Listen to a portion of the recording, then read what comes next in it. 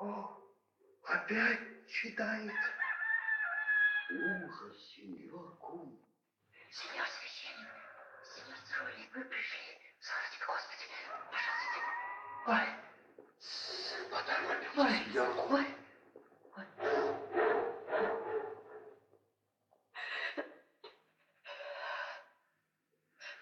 Не будем плакать, сеньора племянница. Медицина считает, что слезы – это драгоценный сок человеческого тела, который полезнее удерживать, нежели источать.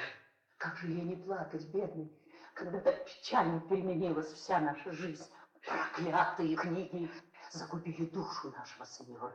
Не броните все книги без разбора, женщина. Броните только рыцарские романы. Рыцарские романы. Будьте вы прокляты. Прочел наш сеньор один роман, ничего. Прочел 3, задумался. Прочел 7 и стал утверждать, что он должен стать странствующим рыцарем. А сегодня за ужином, съевший яичницу с салом, отрекся от родового своего имени Алонсо Кихано и назвал себя Дон Кихотом Ла-Манческим и заперся в библиотеке. Вот почему позволили себе разбудить вас ночью, чтобы с вашей помощью разведать, что он там творит. Пойдемте вместе подглядывать. Пойдемте, мы одни боимся.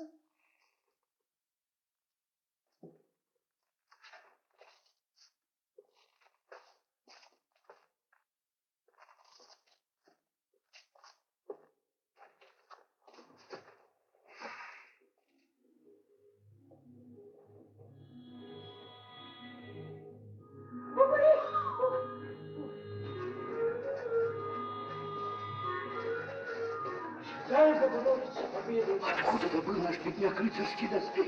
Разыскал на чердаке. Латы у него дедушкины, щит прадедушкин, а вот это прапрадедушкин. Дядя показывал мне все эти древности, когда я была еще маленькой. Сеньор цирюльник, вы ученый человек. Скажите, значит, книги в силах могут свести человека с ума? Все зависит от состава крови. Одни, читая, предаются размышлениям. Это люди с густой кровью. Другие плачут, у кого кровь водянистая. А у нашего Идальго кровь пламенная. Он верит вздорному вымыслу сочинителя, словно священному писанию. А куда приведет Идальго эта вера, и подумать страшно.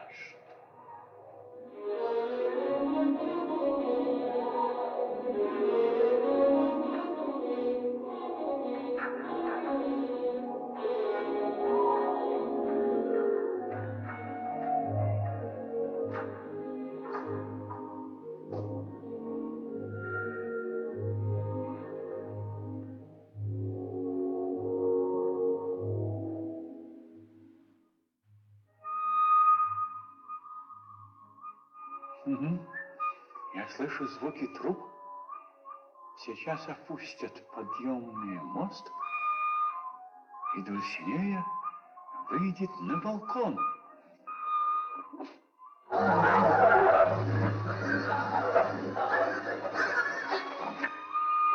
ты провалилась, проклятая дева? Альонсо!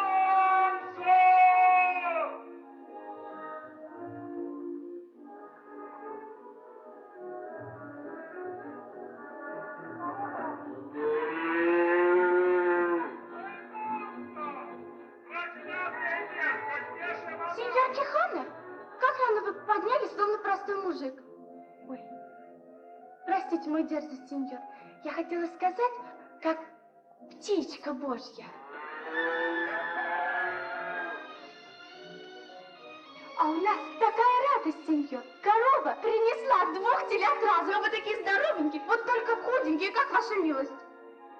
Ой, простите меня, необразованную. Я от радости, в лесу сама не знаю что. И отец с ума сходит от радости. Слышите? Слышите, как ревет?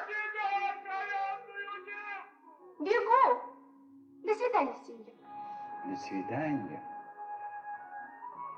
благороднейшая из благородных.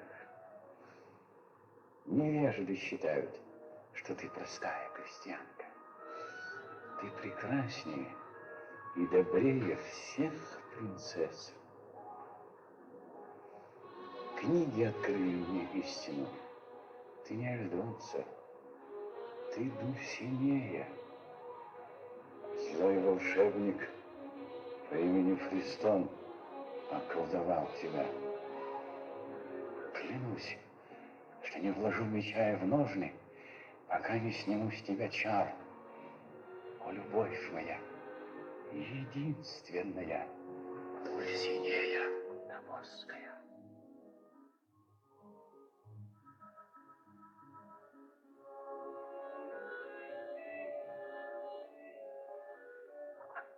Более упрямого человека, чем ты, и найти в целой Ла-Манче. Я тебе, наконец, приказываю, отвечай. Очень хочется, сеньор, ответить «да». Так хочется, что просто еле удерживаюсь.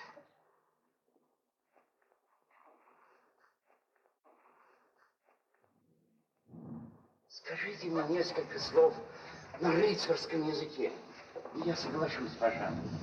Так слушай же, что напишут о нас с тобой, если завтра на рассвете выберемся мы из села на поиски подвигов и приключений.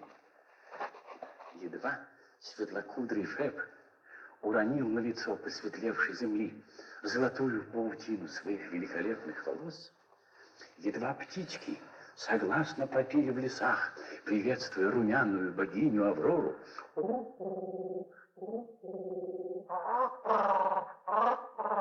Чтоб я колел, до чего красиво. едва произошло все это в небесах и лесах, как знаменитый рыцарь Дон Кихот Ла-Манческий вскочил на своего коня по имени Росинант и, сопровождаемый своим верным и доблестным оруженосцем по имени Санчо Панса, Как похоже, как верно. промчался по Ла-Манчу, злодеем на устрашение, стражущим на утешение. Придется, как видно, ехать. А вот и шлем готов, сеньор. Примеряйте. Надень. Очень славно. Я как птичка в клетке, только зернышек не хватает.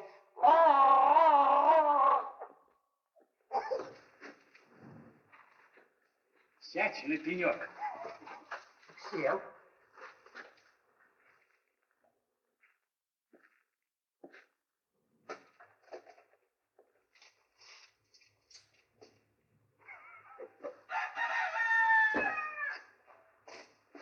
Нет, сеньор. Я не раз ходил с вами на охоту. Знаю, какая у вас тяжелая рука. Надень шлем, говорят. Хорошо, я надену только потом. Для начала испробуем шлем без моей головы. Побереглась корова и век жила здоров. Сюда. В книге о подвигах рыцаря Аммадиса Гальского нашел я состав волшебного зелья, делающего доспехи непробиваемыми. Сварил его и втер в шлем целую бутыль. Что, ты не веришь рыцарским романам? Да как можно не верить, сеньор? Нет, но все-таки для начала положим шлем сюда, на пенек. Ну, а теперь, сеньор, с Богом.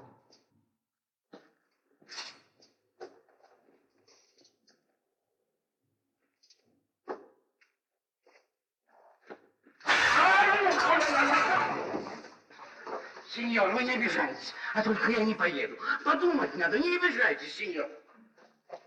Баба к тому же не отпускает, а баба и море преисподнее.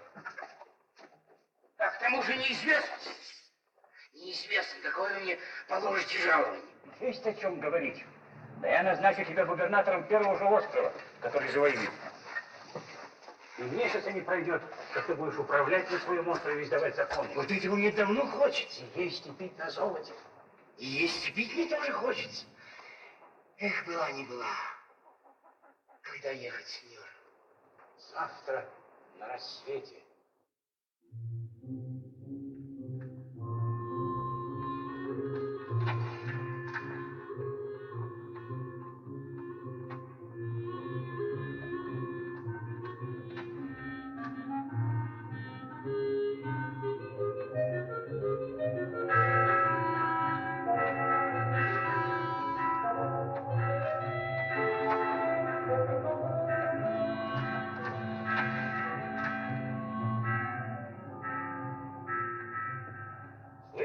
пускай звучат колокола в честь наших будущих подвигов. В честь подвигов, да только не наш. Пономарь спутался с судомойкой из соседнего села. Зовет свою красотку на свидание. Слышите? Раз-два, через 2 дня. Раз, два, три. В 3 часа. Не звони, Пономарь! Кто звонит, тот бабе не угодит. Довольно болтать. Наше промедление наносит ущерб всему человеческому роду. Проклятая рытвина! Нет, Санчо, виновата здесь не рытвина. Что вы, сударь, уж мне ли не знать? Все наше село проклинает эту окаянную колдобину. Сосед говорит мне: Санчо, закопал бы ты ее проклятущую. А я ему: с какой стати я? Сам зарой. А он мне: а я с какой стати? А тут я ему: с какой стати я? А он мне: а я с какой стати? А тут я ему: с какой стати я? Довольно, оруженосец. Что, ваша милость, я и сотой доли еще не рассказал. Я соседу разумно, справедливо отвечаю: с какой же стати я? А он мне: глупо, дерзко, а я с какой стати? Пойми ты, что рытвина это выдата когтями волшебника по имени Христон. Мы еще много раз с ним встретимся, но никогда я не отступлюсь и не дрогну. Вперед, вперед, ни шагу назад.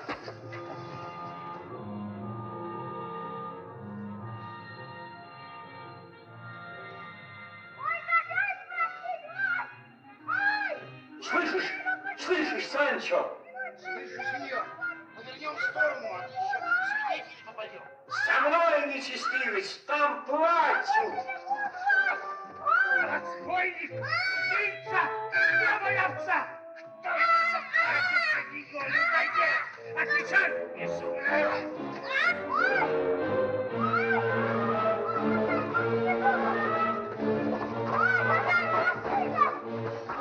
Достойный рыцарь, садитесь со своего коня и защищайтесь. Петрос, заходи справа! Антонио, лупи сзади! Ножи вон, топоры тоже вон! Все вон! Ваша милость, я ничего худого не делаю. Я тут хозяйством занимаюсь, учу своего работника. Освободите ребенка. Где ребенок?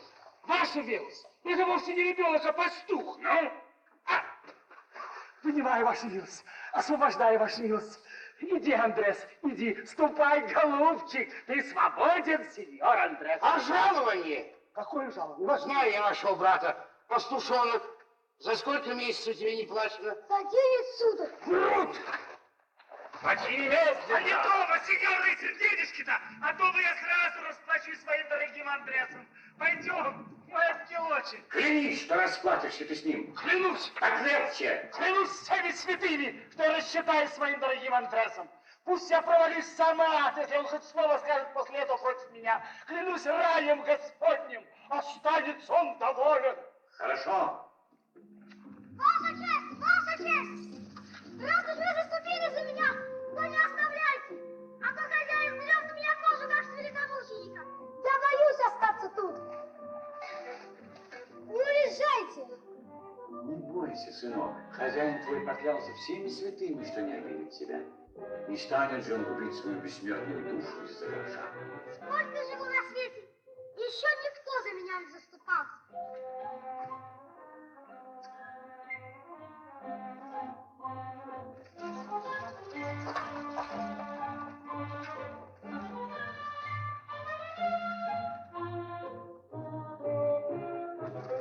Конечно, жалко пастушонка. Однако этот подвиг не на мой вкус. Чужое хозяйство святее монастыря, а мы его со своим уставом. Нет, когда я буду губернатором... Замолчи, простофиля. Благодарность мальчика будет утешать меня в самые черные дни наших скитаний. Довольно болтать. Наше промедление наносит ущерб всему человеческому роду.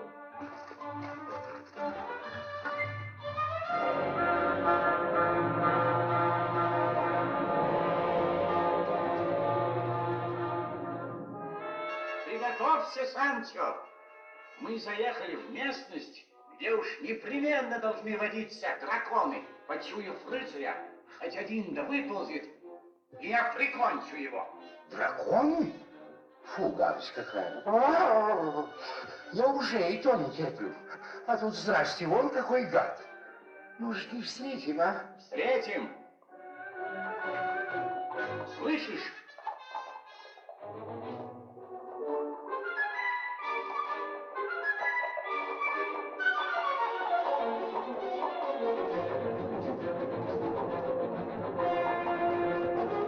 Видишь огромную дьявольскую колесницу?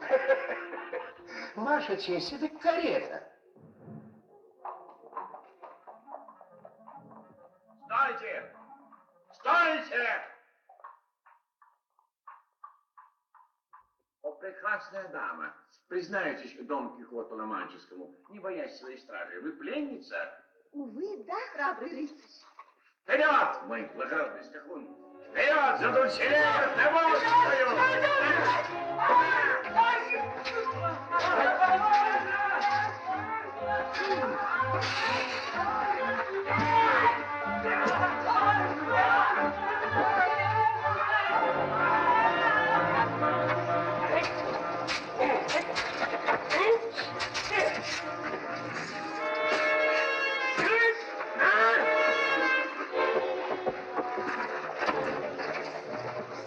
Рыцарь, пощадите беднягу. Ваше желание для меня законом, прекраснейшая дама. Дарую тебе жизнь, злодей.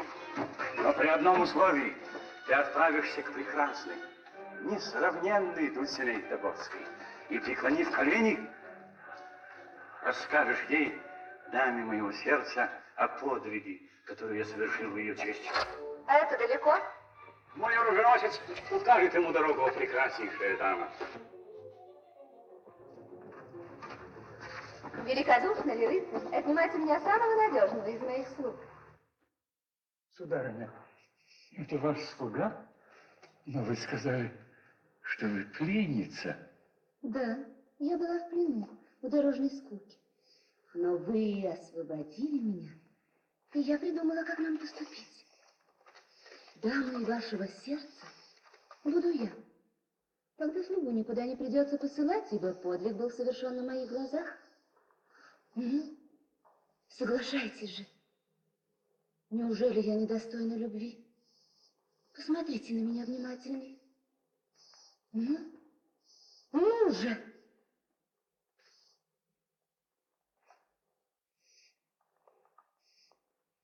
Я не нравлюсь вам. Не искушайте бедного рыцаря. Пожалуйста, нельзя мне. Таков закон. Дама моего сердца Дульсинея Тобольская. Ну, я не скажу. Нельзя, клянусь, нельзя. Тихонько. Нельзя. Никто не узнает. Нельзя. Правда, ваши глаза проникают мне в самую душу. Отвернитесь, сеньора. Не мучите человека. Садитесь ко мне, и мы все обсудим. Я только что проводила мужа в Мексику. И мне так хочется поговорить с кем-нибудь о любви. О любви. Ну, мужа, я жду. Хорошо. Сейчас.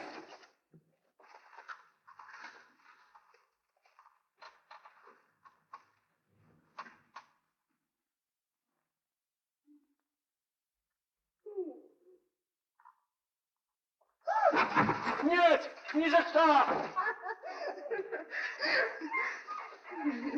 Разузнайте, где он живет. За такого великолепного шута герцог будет благодарен мне всю жизнь.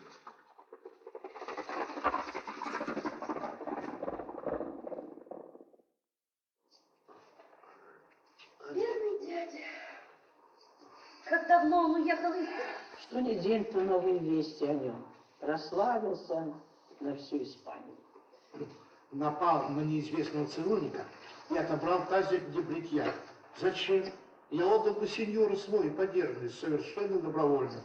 И всего только за 3 реала. Но ведь бедного дяди почудилось, что это не тазик, а волшебный шлем. А зачем? Зачем разогнал наш сеньор почтенных паломников, которые несли статую Мадонны, каялись в грехах и старательно бичевали себя? Но ведь бедному дяде почудилось, что Мадонна ими похищена. Ну, паломники — это еще полбеды. Ну, овцы, овцы! Принял стадо овец за войско велика. Ну-ка, но ошибся. Тогда не это стадо сюда, мы бы нашли, куда его прибрать. Любой пастух приносит такие новости. Вот опять. Возьмите. Ой, слава богу, это только Альдонса. Да что тебе, девушка, принесла мне молока? Ваша милость, я принесла удивительные новости о нашем сеньоре. Болен, умирает. Что вы, сеньор? Новости гораздо более удивительные. Наш сеньор влюбился. Пресвятая Богородица. Вот и я так сказала, слово в слово. Влюбился наш сеньор в знатную даму по имени Дульсинея Табоса. Отец мой родом из Табоса и говорит, что сам в детстве видал такую. Влюбился в старуху? А мы так порешили, что это ее дочь или даже внучка. Потому что уж больно сильно влюбился сеньор. Колотит людей в ее честь, не разбирая ни титула, ни звания. И вздыхает о ней целыми ночами. И песни ей слагает. И говорит о ней ласково, как о ребенке или о птичке. Я даже позавидую. Чего? Меня-то, небось, никто так не полюбит. А Педро? Он только тискает да щиплет.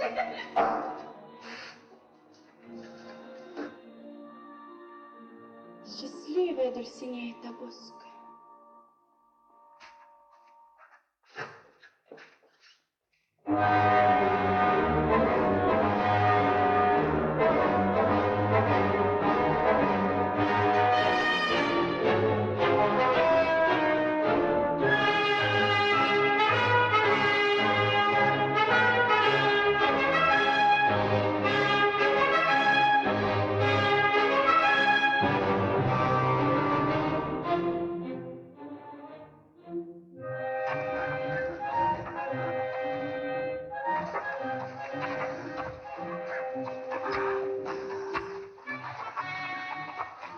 Что ты там бормочешь?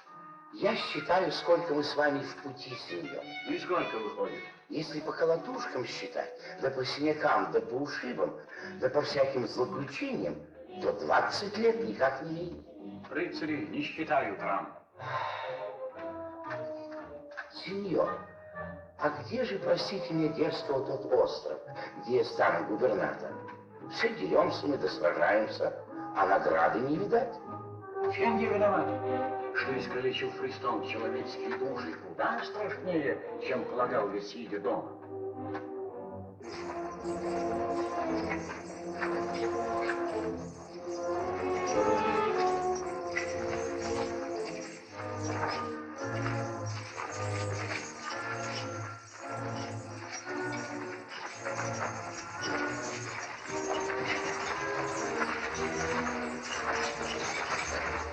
Кто эти несчастные? Это каторжники, принадлежащие его величеству королю. А ведем мы их на галеры. За что? Расспросите их сами, сеньор. Для этих господчиков главное удовольствие распространяться о своих мерзостях.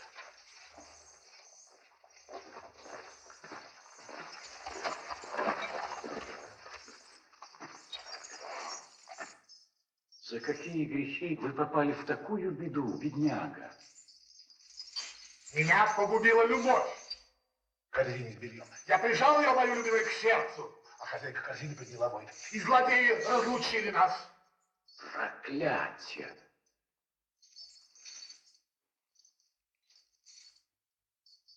А вас что привело на галеры? Неужели тоже любовь? Нет, всего только нежность. Нежность? Да, я неженка. Я не выдержал пытки и вместо «нет» сказал «да». И это одно коротенькое словечко принесло мне 6 лет каторги. А вы за что взяты, сеньор? За то, что у меня в кошельке не оказалось 10 золотых. Надеюсь, они вовремя. Я бы оживил мозги адвоката и смягчил бы сердце судьи.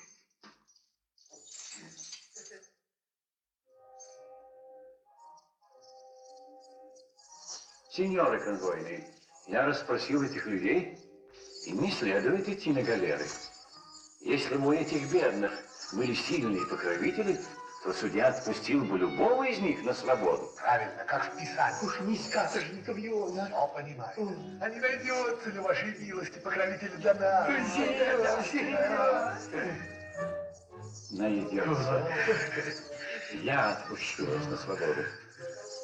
Я странствующий рыцарь. Я дал обет, что буду защищать обездоленных и угнетенных. Сеньор комиссар, я приказываю вам, отпустите несчастных. Поправьте тазик на своей голове, пока она цела. И не ищите у кота пятой ноги. Сеньор, вы скотина!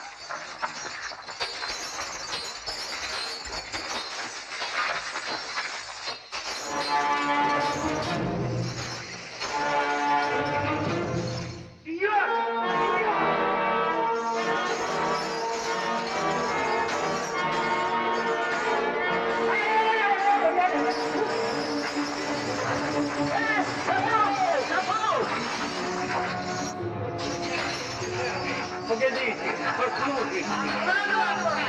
Друзья мои, немедленно отправляйтесь туда, куда я вам укажу.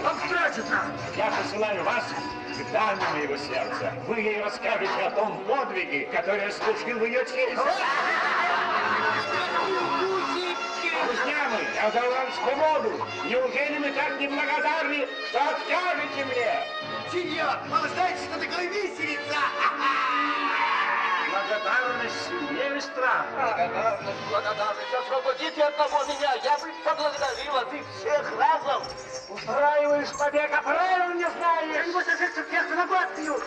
Он тебя опять перед тазиком говорит, ты что? Я заставлю вас быть благодарными. Сеньор, полегче, мы отбиты. Для вашей же пользы. Бей его, он сыщик. Опомнитесь, какой же он сыщик. Он освободил вас. Это когда было, с тех пор он продался. Бей его!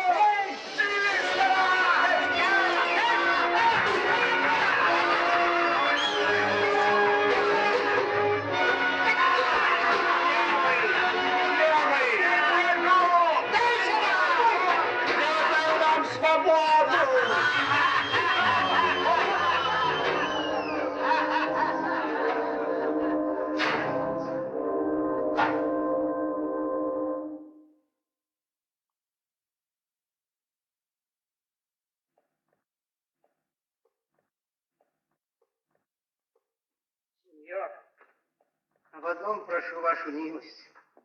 Не признавайтесь никому, что мы пострадали от побоев. Потому что люди, как умеют побитого, норовят подбавить еще. Был бы калека, а обидчики найдутся. Кто убог, того и валит с ног. Кто слабый волит, тем и заяц недоволен. Нет. Когда я буду губернатором... Слышу тебя, словно бы издали. Так у меня звенит в ушах. Я говорю, когда я буду губернатором... Что с тобой? Взглянул я на вас. Какой вы бледный да жалостливый. И пришла мне мысль в голову, я даже закричал от удивления и печали. Мне пришла в голову мысль, совсем рыцарская, ваша милость. Вот и чудо-то. Ах ты, подумайте, мысль. Говори, какая? А такая, что следует к вашему славному имени Дон Кихот Ла-Манческий прибавить прозвище рыцарь печального образа. Хорошо, братец. Пусть будет так. Мне чудится, что мудрец, который когда-нибудь напишет историю наших подвигов, вложил эту мысль в твою голову, потому что моя уж очень шумит. А вот и замок. Что вы, ваша милость, это постоялый двор. Я ручаюсь тебе, что это заколдованный замок. Пусть мой серенький пропадет навеки, если это не постоялый двор. Замок? Двор. Замок? Сеньор, нас побили мастера своего дела. Вот вам и чудится не весь что. Если эти гости не захотят иметь с нами дело, мы пропали. Неужели дойдем мы до такого срама, что как старухи будем расплачиваться за ужин и ночлег собственными денежками? Благородный владелец замка выслал нам навстречу знатных девиц. Сеньорицы, если вам когда-нибудь понадобится рыцарь для защиты вашей невинности, прикажите, и я умру, охраняя вашу честь.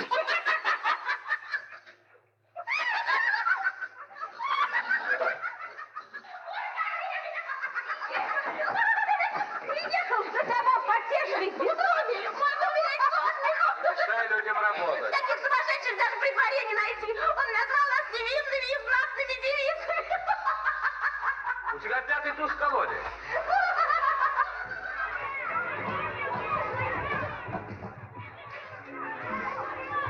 Привет вам, друзья мои. Нет в замке несчастных, угнетенных, несправедливо осужденных или невольников. Прикажите, я восстановлю справедливость. Это уж слишком. Тише, не мешайте слушать. Я Дон Кихот Ла-Манческий. Рыцарь печального образа. Тихо, дураки, кто гнете, не испортите все хотят. Это славно, господин рыцарь. Одно только хуже. Все комнаты у меня заняты. Могу им предложить ложе только в чулане. Идем, сеньор, я провожу. Ну чего вы смеетесь? Не видите, что человек еле на ногах?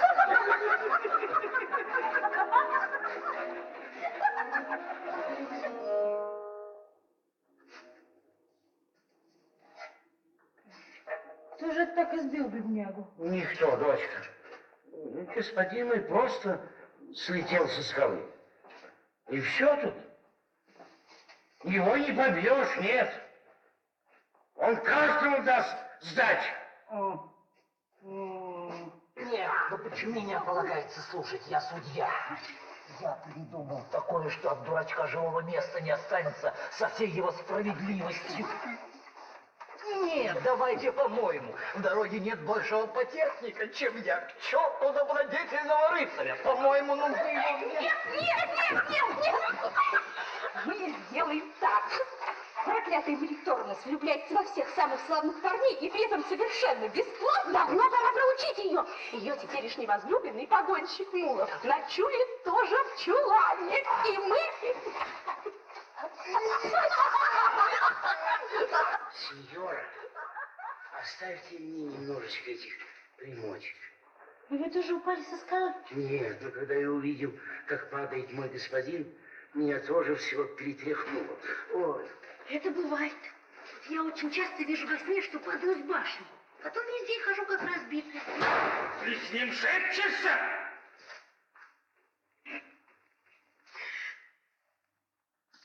Дурачок. Ревнует. Мы говорим шепотом, чтобы не разбудить больного сеньора. Наступай. Наступай. Ну, я вечером прибегу.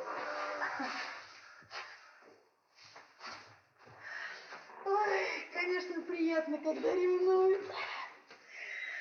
Но распускать вашего брата тоже не полагается. Это уж, конечно. Уж на что я добродетелен, но и то шепот ваш очаровал меня, словно весенний ветерок.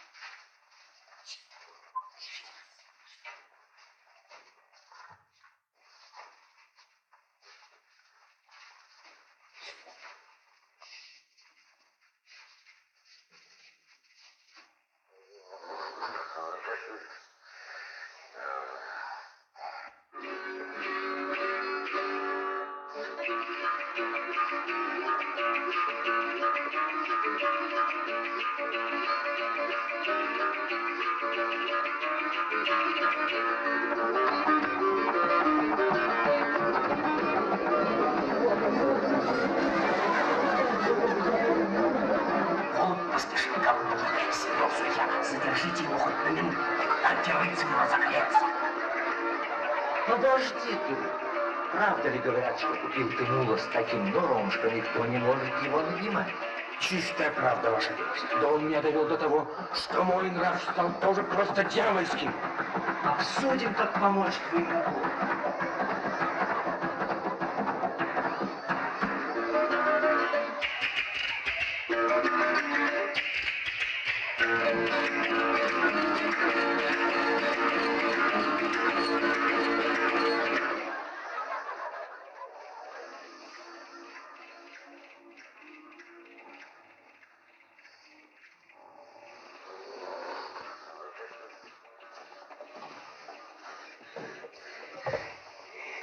Ты здесь уже, бедняжка.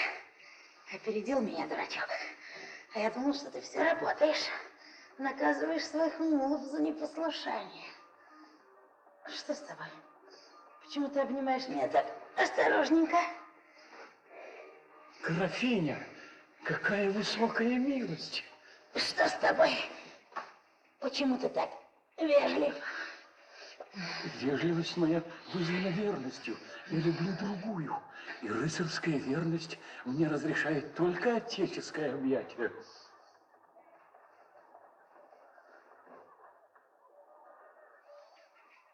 Простите, сеньор, я ошибусь койкой. Не уходите, сеньора. После побоев так радостно прикосновение вашей руки, так сладостно. Верность вынуждает меня быть простаком, но все-таки подождите. После злобы и неблагодарности ласка и милость. Не уходите, молю. Я все время один против всех. Не уходите. Ой, я не ухожу.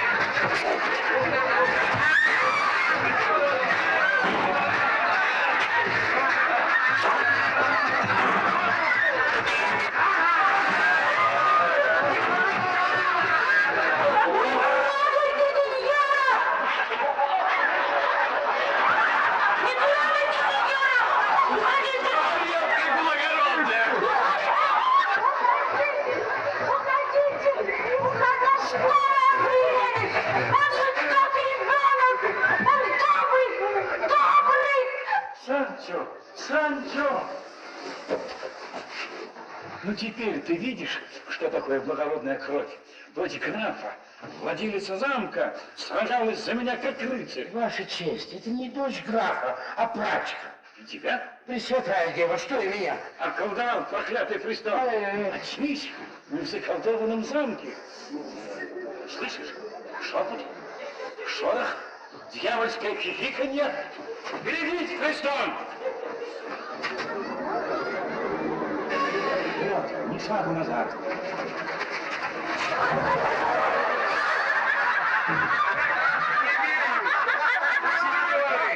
Я не верю злому волшебнику. Я вижу, вы отличные люди. Я вижу, вы отличные, благородные люди. И я горячо... Я горячо люблю вас. Это самый трудный рыцарский подвиг. Увидеть человеческие лица под масками, что напялил на вас Христос. Я увижу, я поднимусь выше.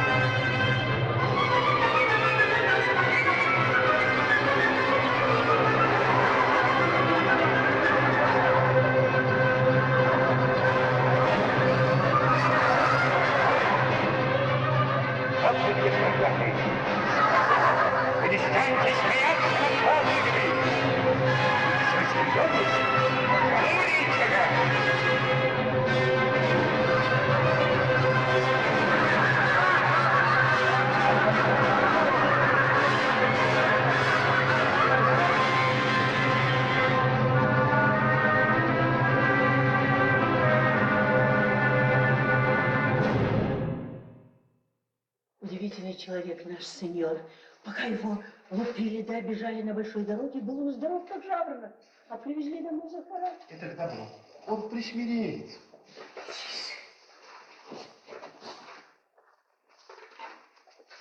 Он открыл глаза. Ой. Не будем мешать ученому бакалавру.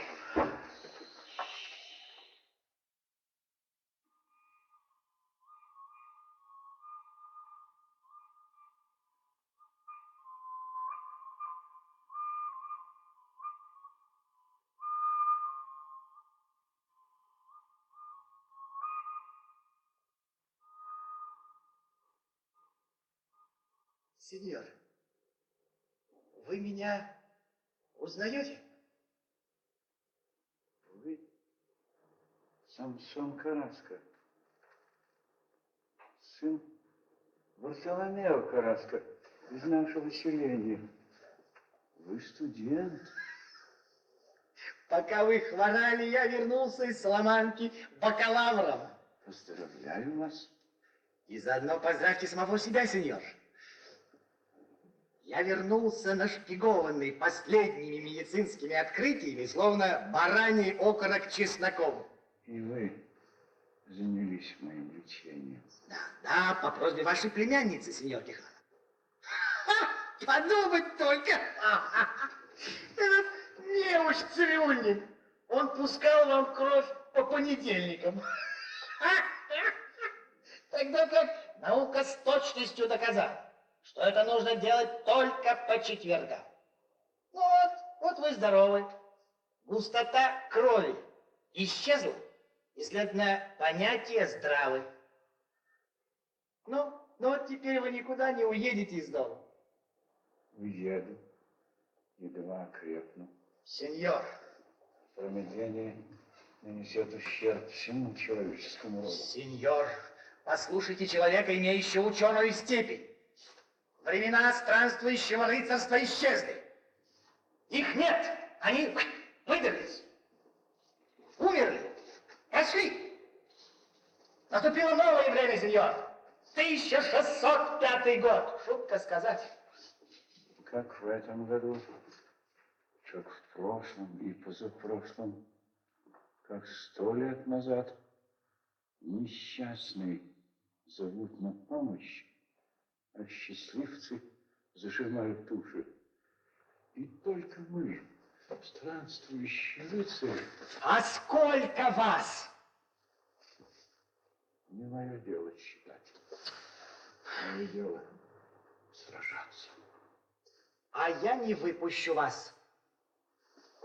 Последние достижения науки требуют, чтобы с больными обращались сурово. И я спасу доброго сеньора Кихано от безумца Дон Кихота.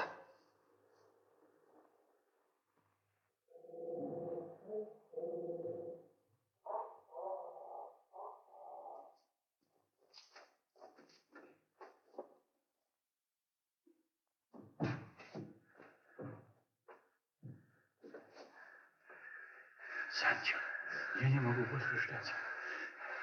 Мне грозит безумие, если мы не отправимся в путь. Понимаю вас, сеньор. Уж на что я, грубая душа, толстое брюхо. А тоже, как пришла весна, не сидится мне дома. Каждый день одно и то же, одно и то же, одно и то же. Бьет по морде нуждишка нужда. И все по одному месту. И в дороге попадало нам случалось. Так ведь все по-разному. Не знаю, колдовство ли это или совесть. Но каждую ночь меня зовут несчастный на помощь. Трудно им, стало быть, приходится.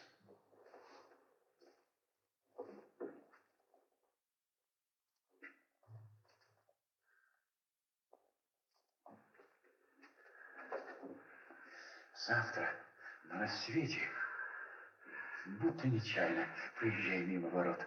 Слушай, сеньор.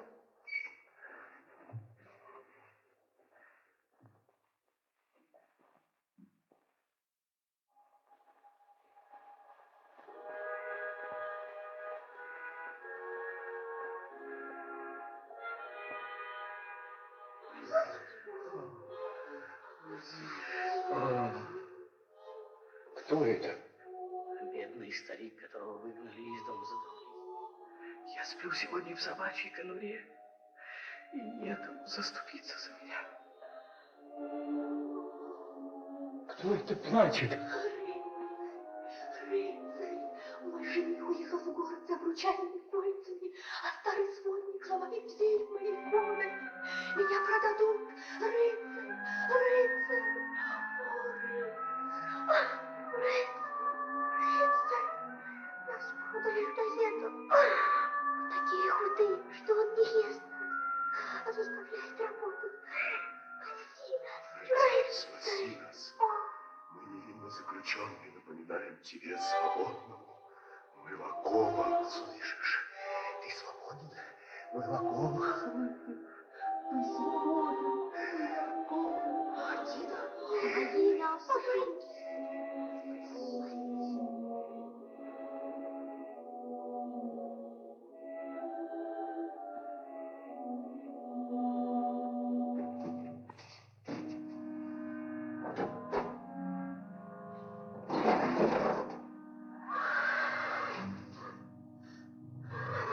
Иду, Росинант.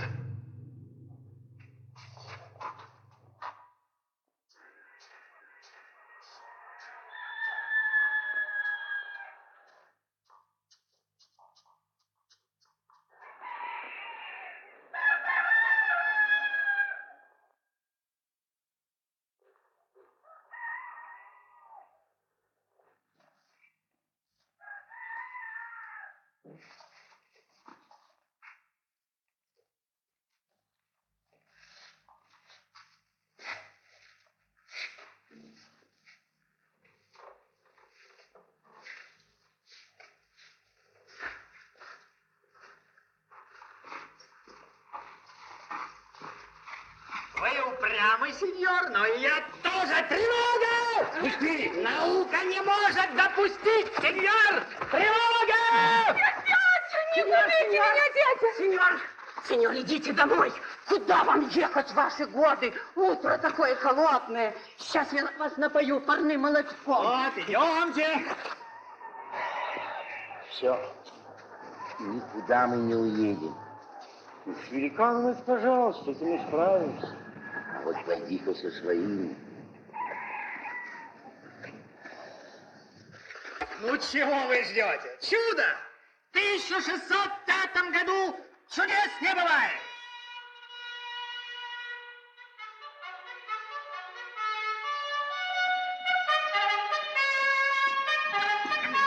Тут живет, доставьте его! Знаменитый рыцарь Дон Кихот Ла-Манческий! Сюда, сюда, ребятки! Вот здесь он живет. Вовремя пожаловал. Заступиться кого не требуется. Схлестнуться с волшебниками и американами. Сделайте милость. Мы застоялись. Так и понесемся на врага урода человека. Стой ты! Возьми лучше ведро да напои моего коня. Вы, сеньор, Дон Кихот Ла-Манческий. Да, я сеньор. Это... Вот ты пропасть. Прекрасная сеньора, влюбленная в вас, просит о чести быть допущенными в ваш замок.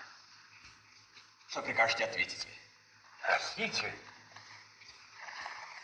Убей, дурак!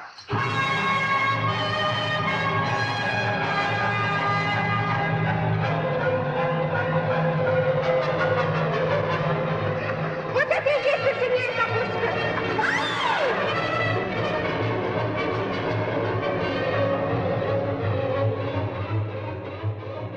Вы приехали посмеяться надо мной. Пока что мне не до смеха. Дорога в ваше селение отвратительна. Впрочем, забудем это. Любовь толкает женщину и на худшие дорожки. Сеньор, я рассказала нашему герцогу о храбрости вашей и верности. Желая своими глазами полюбоваться на столь знаменитого рыцаря, он прислал меня за вами. Вас ждут в замке герцога. Сударыня, во имя нет. Мы только 3-го дня делали ему кровопускание. Желание герцога закон! Сеньор Дон Кихот, мы ждем вашего ответа! Идем.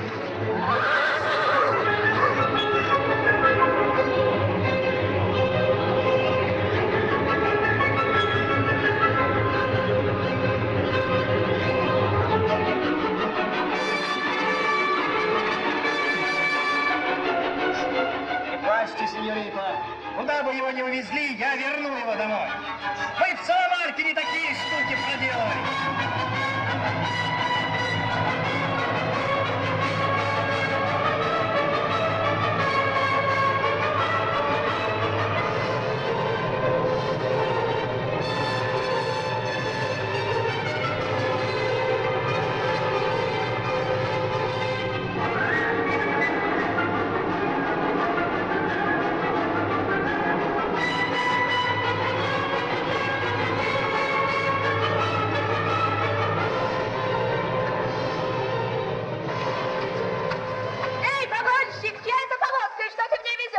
Повозка моя собственная, сеньора, а везу я клетку со львом, которого губернатор Аранский посылает его величеству королю. Сними циновки! Слушаю, сеньора.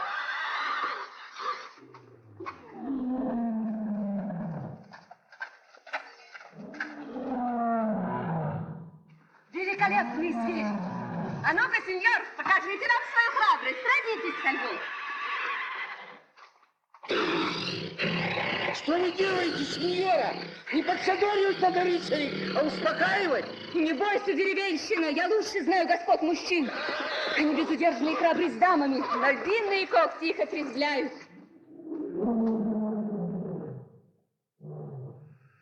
Что, мой благородный друг, одиноко тебе в Испании. Мне тоже.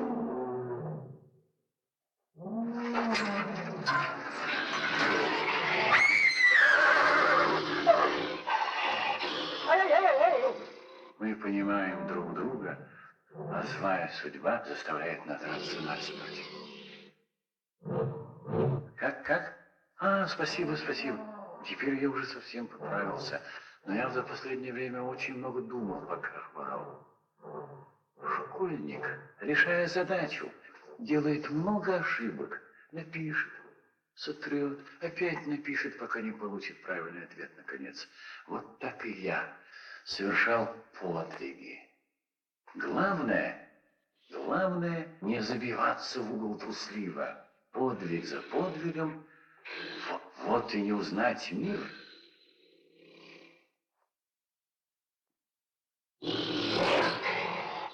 Ну что ж, выходи, сразимся. Пусть эта избалованная женщина знает, что есть на свете доблесть, благородство, и станет мудрее.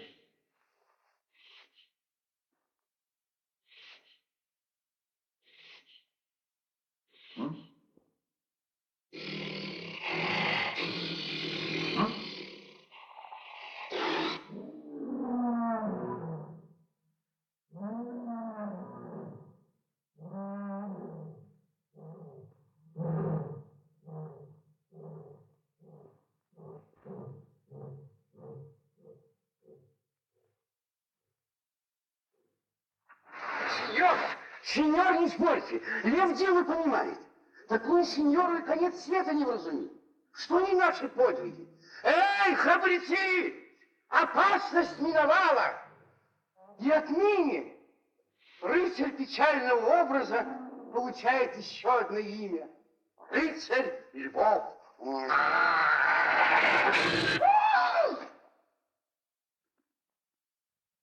Государственные дела утомили.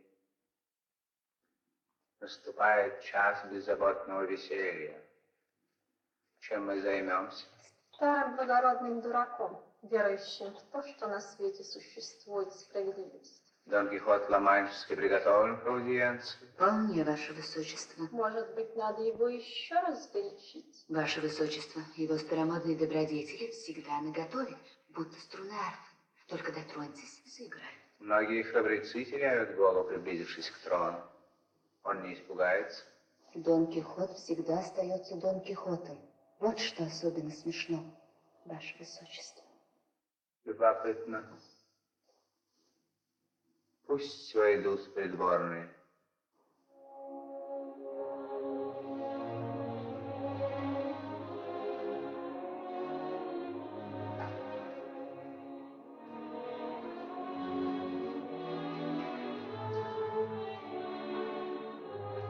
Золотой, а то раскрыл глаза твоему Дон Кихоту.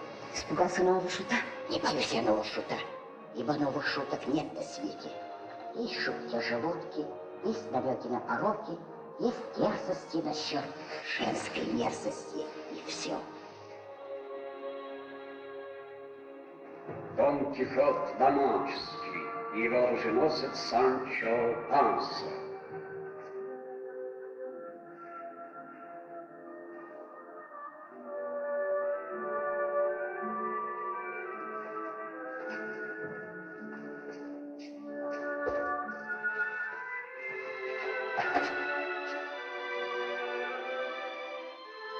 Прелести. Взгляд невинный, как у девочки. Горжусь честью, которую вы оказали мне, славный рыцарь.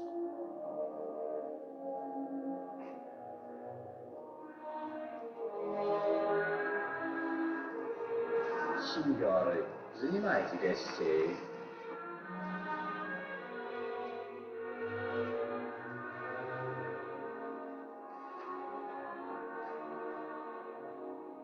Вы встревожены, сеньора? Встревожен, сударыня. Не могу ли я помочь вам? Конечно, сударыня. Отведите на конюшню моего осла. Санчо. Сеньор, я оставил своего серого посреди двора. Кругом так и шныряют придворные. А мне уже крали его от Не них. беспокойтесь, добрый Санчо. Я позабочусь о вашем острове. Спасибо, ваша светлость. Только вы сразу берите его за узду. Не подходите со стороны хвоста, а то он лягает. Я заколю тебя. О нет, не лишайте нас такого простодушного гостя. Сядьте, рыцарь.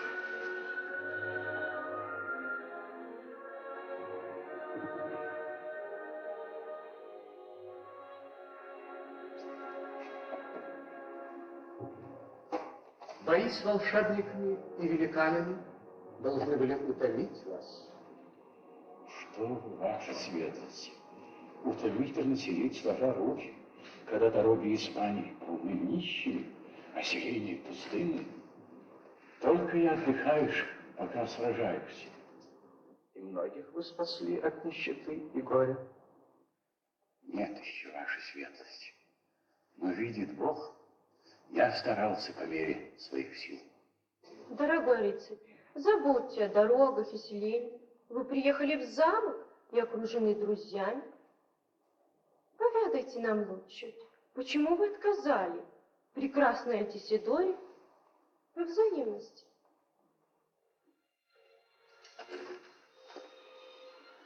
Мое сердце навеки отдано Дульсинее Тобосской.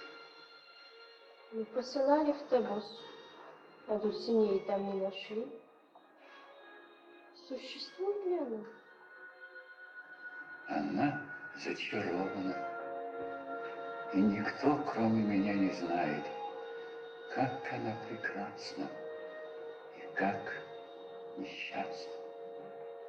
Ваша светлость, этот Дон Кихот совсем не такой полоумный, каким представляется. Вы поощряете дерзкого в его греховном пустозвонстве. Кто вам вбил в башку, что вы странствующий рыцарь? Как отыскали вы великанов в жалкой вашей Ла-Манше, где и карлика-то не прокормить? Кто позволил вам шляться по свету, смущая бреднями простаков и смеша рассудительных? Возвращайся сейчас же домой и не суйся в дела, которых не понимаешь.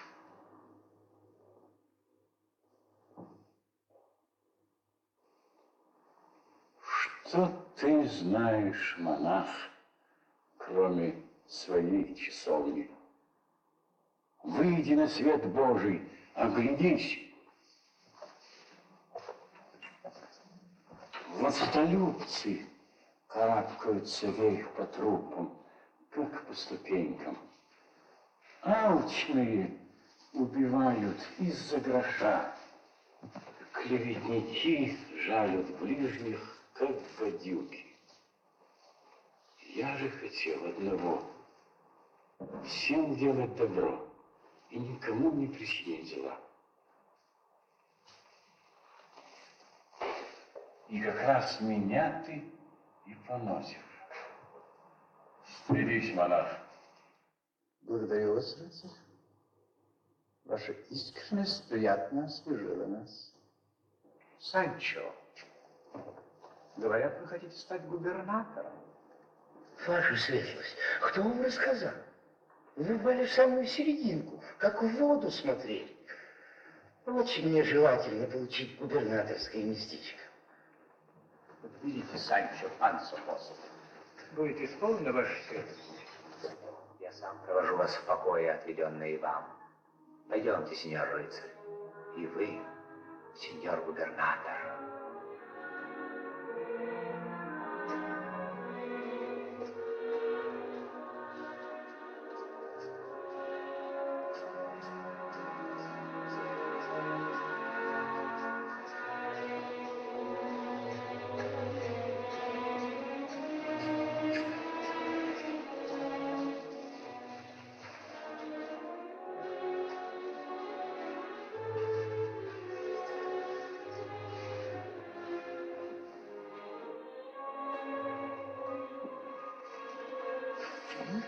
Каково? Плохи твои дела. Мой дурачок перешутит всех шутов Испании. Врешь. Приезжий не дурачок. Он не шутит и недолго уживется среди вас, дурачков.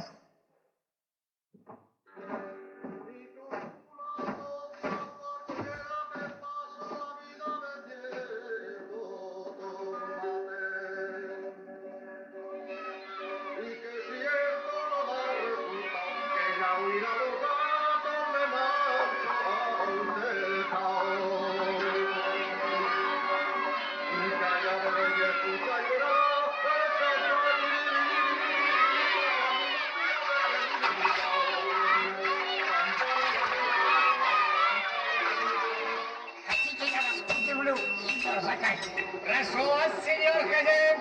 Я знаю, где вы добыли эти латы. Где? Вам дал их ваш товарищ, соломанский студент, который выиграл в них кости у священника, собирающего старинные вещи. Угадал? Угадали, хозяин? Вот только никак не могу разведать. Ничего вам, бакалавру, рыцарские доспехи. Карнавал-то далеко. А для веселого человека каждый день карнавал.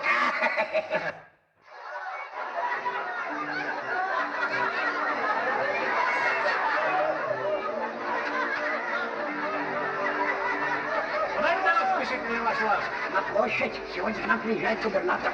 Губернатор? Ваш городишко? Моратория не городишко. А что в таком случае? Остров. Ага. Вы сюда прибыли сухим путем. Это ничего не значит. Вы не знаете нашего герцога. Он приказал, чтобы наш городишко считался островом. Стал быть, так тому и быть. Вот теперь я знаю вашего герцога. Стойте, ребята! Что случилось? Губернатор есть. Подумай, что? А на чем? На коне.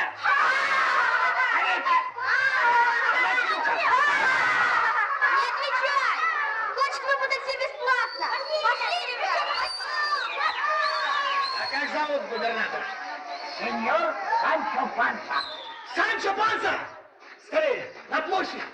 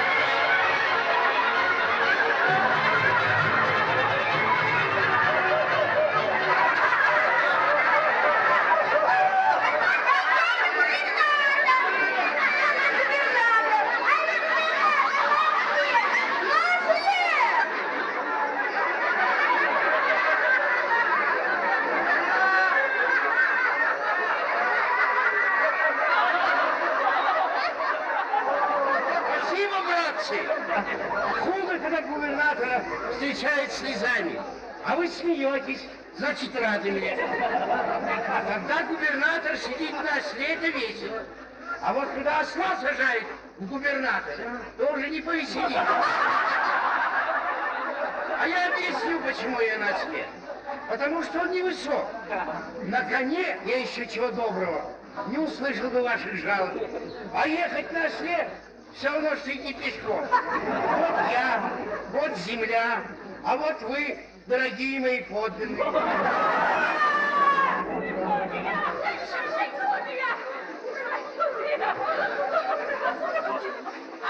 Если вы не поможете мне, я дойду до герцога, до самого короля. А если они откажут, заберусь на небо. Тише, женщина! Говори прямо, в чем дело. Нельзя прямо, сеньор. Не позволяет женская скромность. Ну, да подойди и скажи мне шепотом на ухо. Весьма охотно, сеньор губернатор.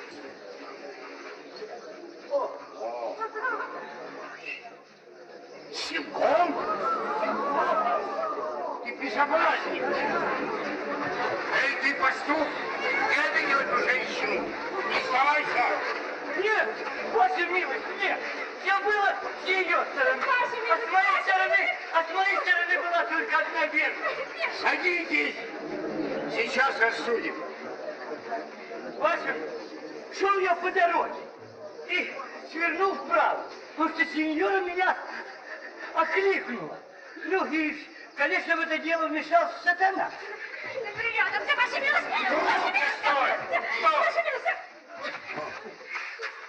Но все словно тихо, мирно, пока не дернул меня черт похвастать, что я продал этих 4 свиней. И потребовала сеньора, чтобы я ей отдал кошелек со всеми своими денежками. А я ей говорю, это что еще за новый налог такой? А она мне говорит, отдай болван, а то опростой. Вот. Тихо! Тихо! Все понятно. Дайте подумать.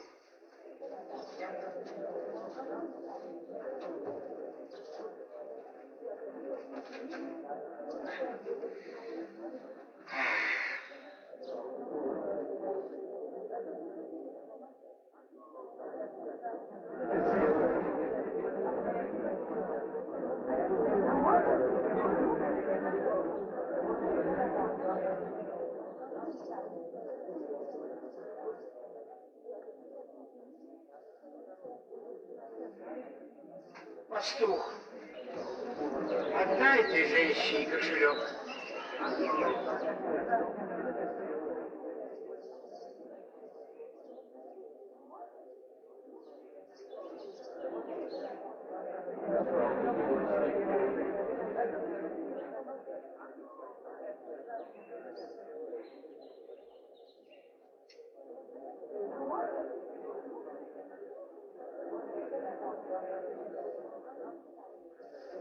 А ну, пастух, покорми, отними ее деньги.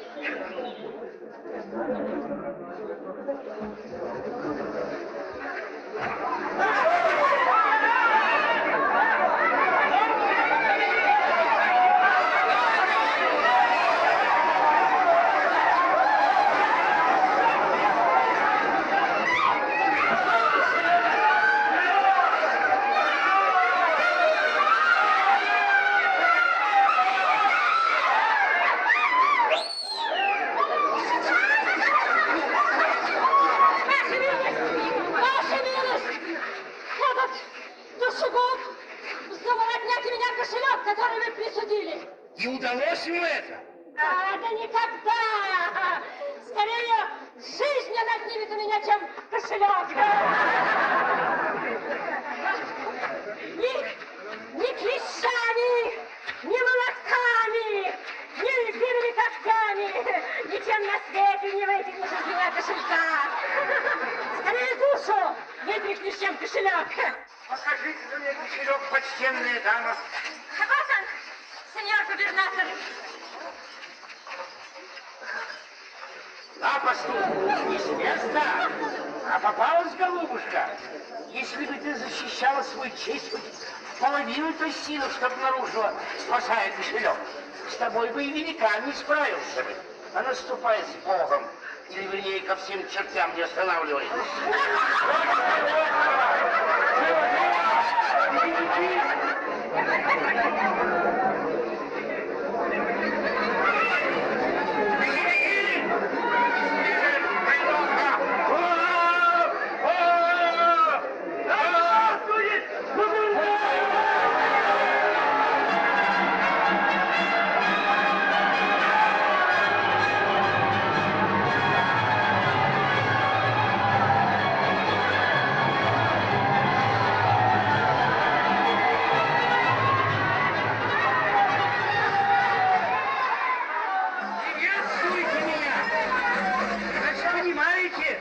Судила я справедливо. А что различаете, где правда, а где неправда? Различаете. А если понимаете и различаете, почему сами не живете по правде и справедливости? Ох, трудно будет привести вас в человеческий вид. И главная беда, прикажи вас всех перепороть, сразу помощники найдут. А прикажи вас приласкать да одобрить, глядишь, и некому.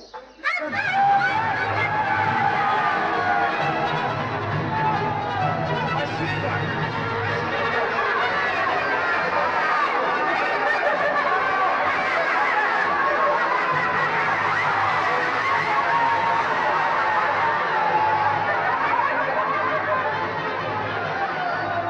Ну и на сегодня достаточно. Я хоть и губернатора, спать хочу как простой. Ну, идите по хозяйству. До свидания. Сюда, что ли?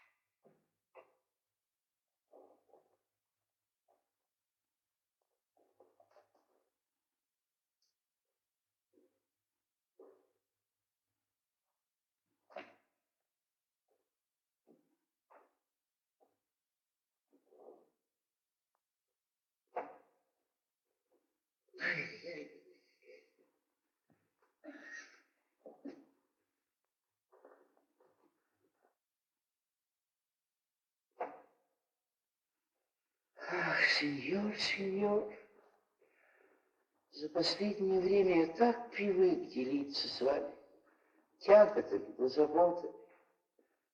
Сеньор мой, Дон Кихот Ла-Манческий, где вы?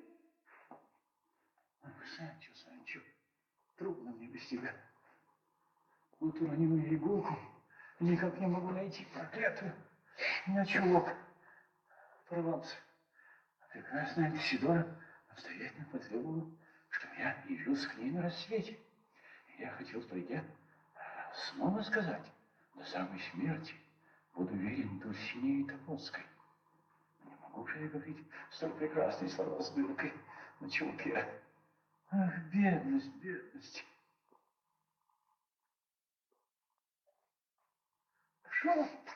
Нашел, Санчо. Спасся от позора, слышишь? Ладно.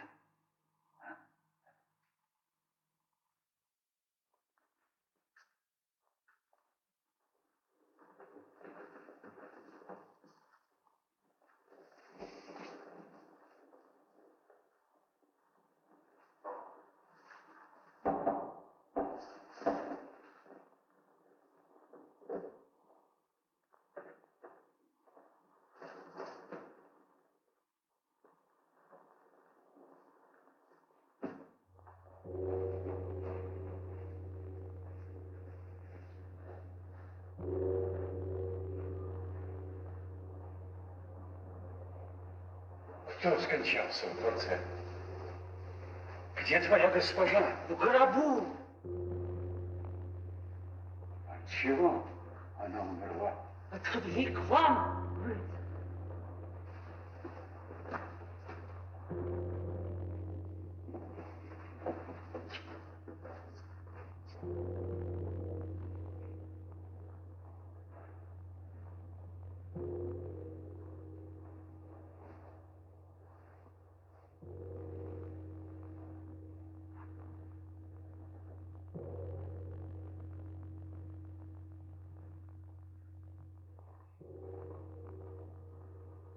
Простите меня, о прекрасная Альтисидора.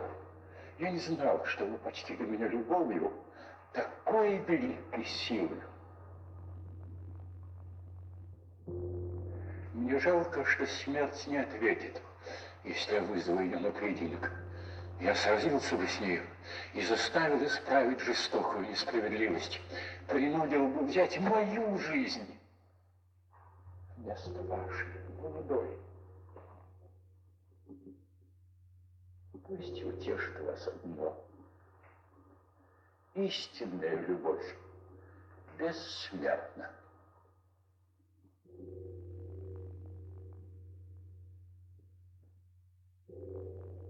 Сердце мое разрывается на части, словно храню ребенка.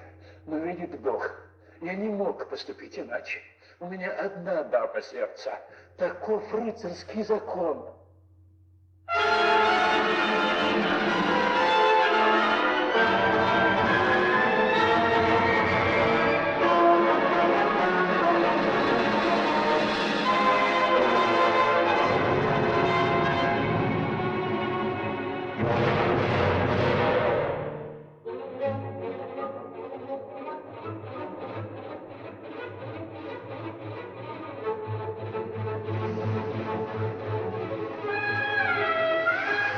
Так вы, Дон Вяленая Треска, и в самом деле поверили, что я умерла из-за вас?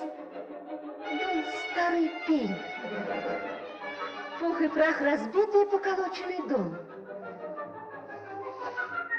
Да как осмелились вы вообразить, что женщина, подобная мне, могла полюбить вас, Дон Верблюд?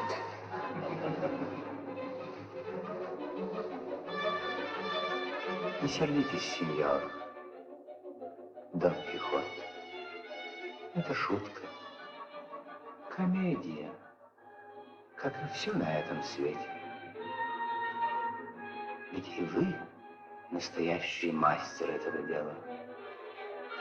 Вы необыкновенно убедительно доказали нам, что добродетельные поступки смешны. Верность забавна, а любовь — выдумка разгоряченного воображения.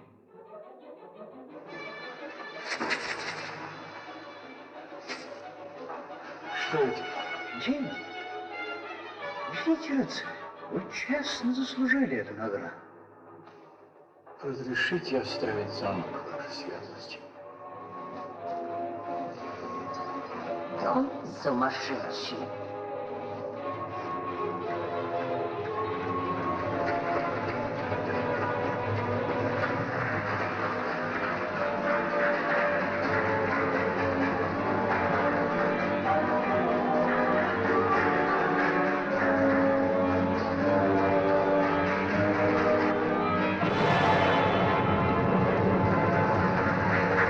Христом, перестань, пожалуйста, врать спиной.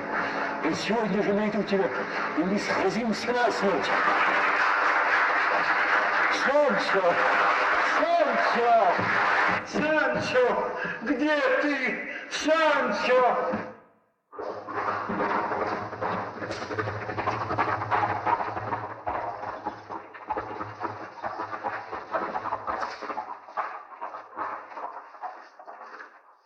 Дон Кихот покинул замок, вопреки просьбам герцога.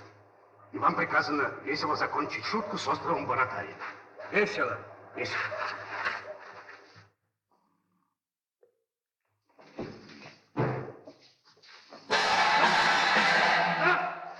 Что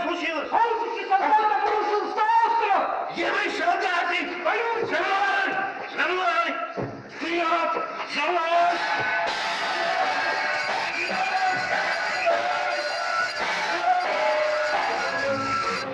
Где мои солдаты?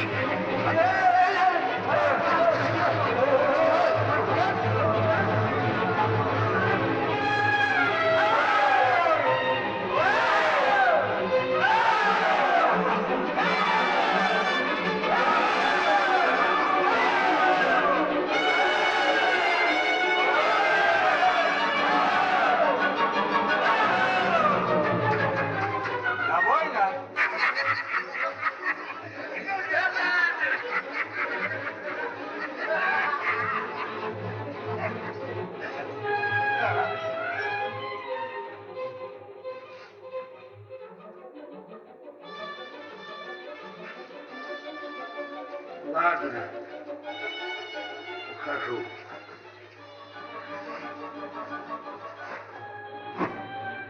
Простому мужику всегда найдется дело. А куда денешься ты, мажордом, когда тебя выбросят со службы? Что ты умеешь, дармоед?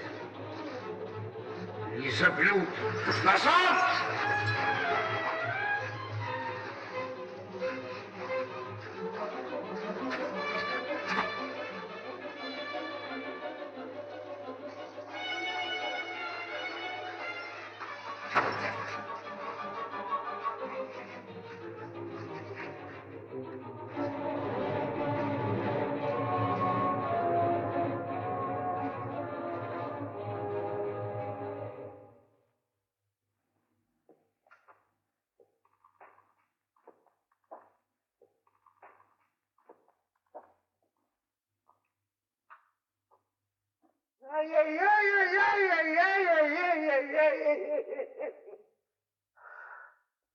Ах, серый, серый, как счастливы были дни, когда я заботился только о том, чтобы починить твою упряжь, накормить твое брюхо. Зачем научил меня бедный мой сеньор заботиться о людях? Вечно это кончается тем, что счастливые намнут те бока, а несчастные так и останутся при своих несчастьях.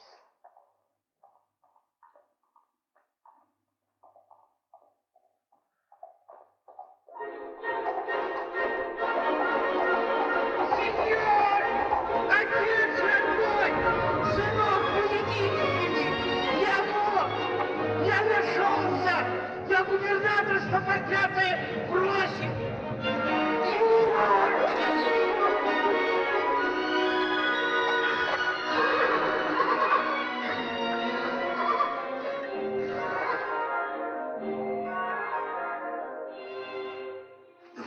Довольно, Санчо.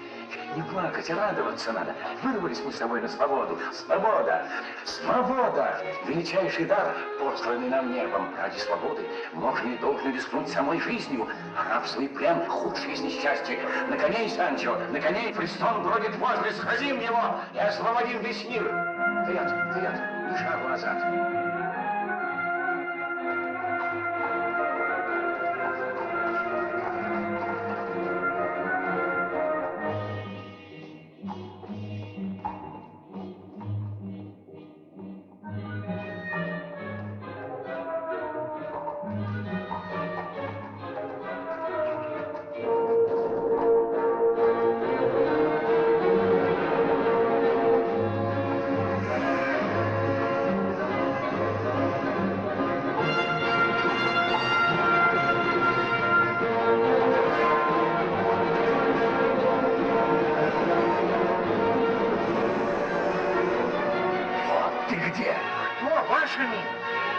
Христон стоит на холме, машет ручищами. Ваша милость, это мельница. Вперед!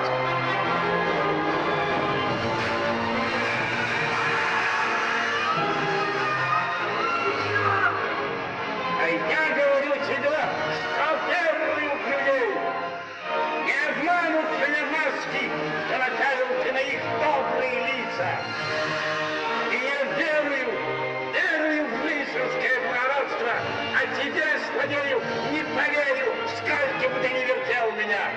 Я вижу, победит любовь, верность и милосердие. Ты заскрипел! Ты скрипишь, как гвозди, а я смеюсь над тобой.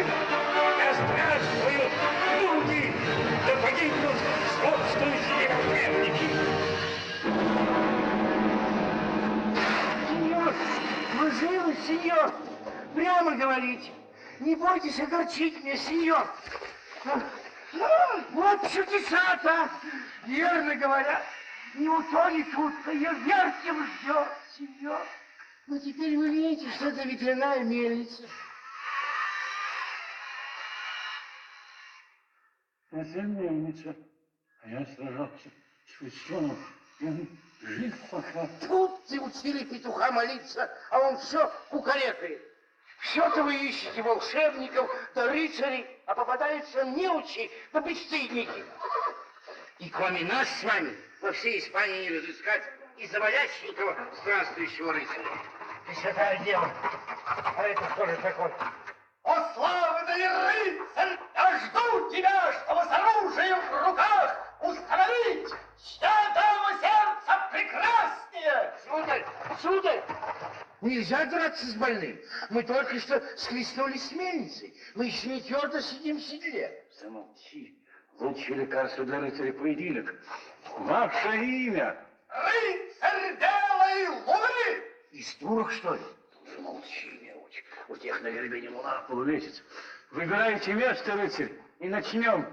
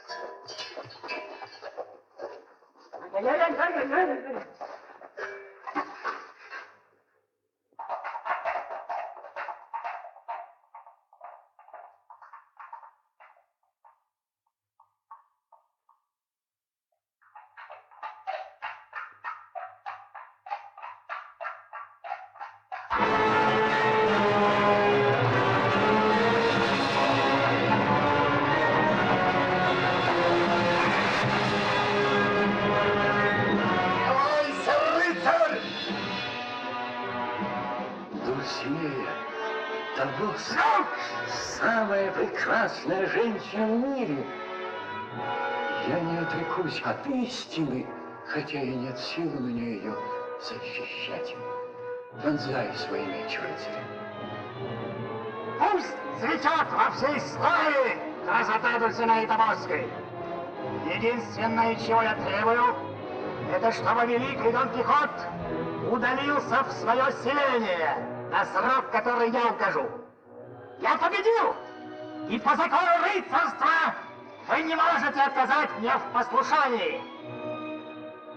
Повинуюсь.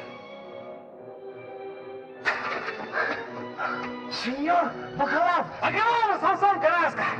К вашим услугам! Я победил вас по всем правилам! Домой, сеньор! Целый домой!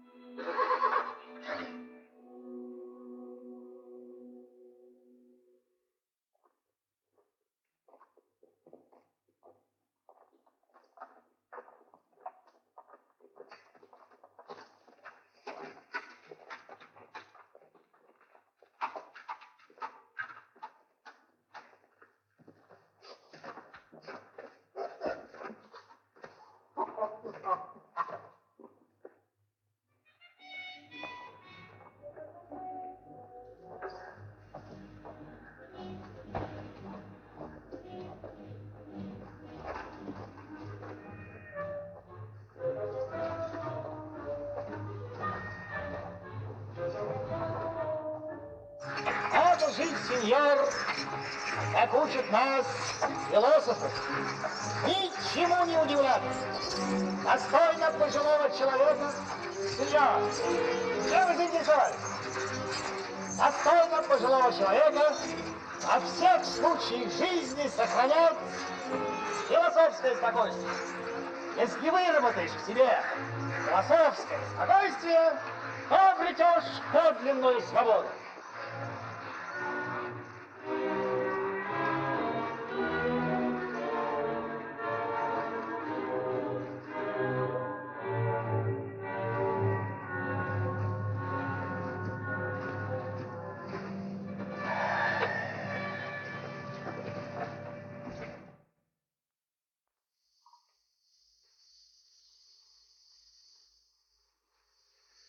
Пожалуйте кушать, сеньор. Покормите бедного подпаска. Такой вкусный запах идет от вашего котелка, что я за 500 шагов учуял. Андрес. Да, это я, сеньор. Андрес. Андрес. Гляди, Караска. Нет, не напрасно. Не напрасно я странствовал и сражался. Я спал с мальчика от побоев, и он не забыл этого, хотя и прошло столько времени с тех пор. Ты что, хочешь меня спросить о чем-нибудь, Андрес? Да, сеньор. Говори. Не бойся. Слушай, Караска. Господин странствующий рыцарь, не заступайтесь. Не заступайтесь за меня никогда больше. Вы раздразнили хозяина, да и уехали себе. Ведь после этого хозяин меня так избил, что с тех пор я только во сне и вижу, как меня наказывают. Да покарает Бог вашу милость и всех рыцарей на свете.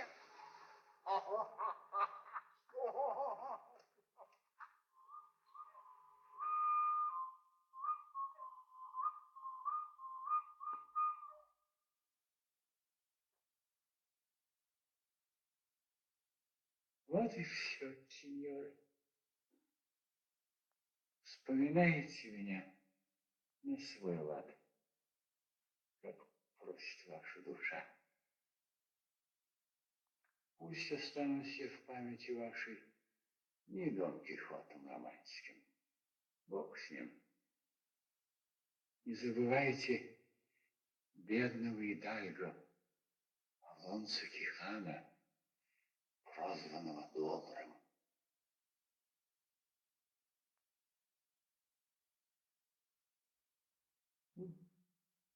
А теперь ставьте меня. Дайте мне уснуть.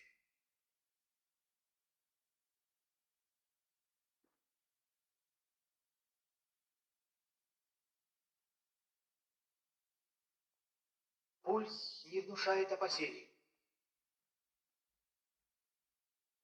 Не для того я заставил сеньора Кихана вернуться домой, чтобы он умер, а для того, чтобы жил, как все. А вот этого-то я и не умею.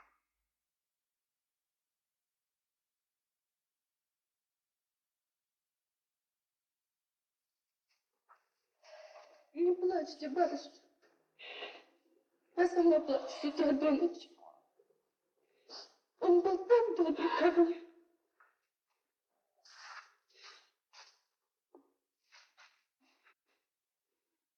Вот если бы сюда приехала Дульсинея Тобольская,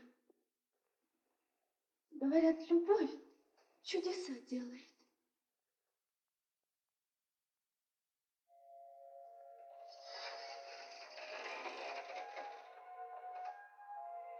Сеньор, сеньор, не оставляйте меня. Кто меня спрашивает? Это я, Дульсинея Тобольская. Спасибо, сеньора, что вы приснились перед моей смертью. Я запрещаю вам умирать, сеньор. Слышите? Повинуйтесь даме своего сердца.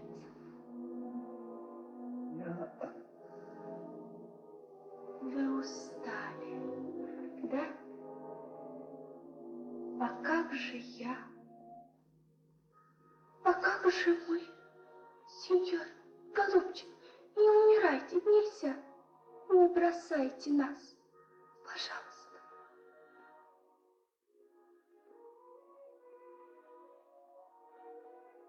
Ах, не умирайте, ваша милость, а послушайтесь моего совета и живите себе. Разве вас убил кто? Одна тоска, а она баба. Дайте серой по шее и пойдем бродить по свету, по лесам и лугам.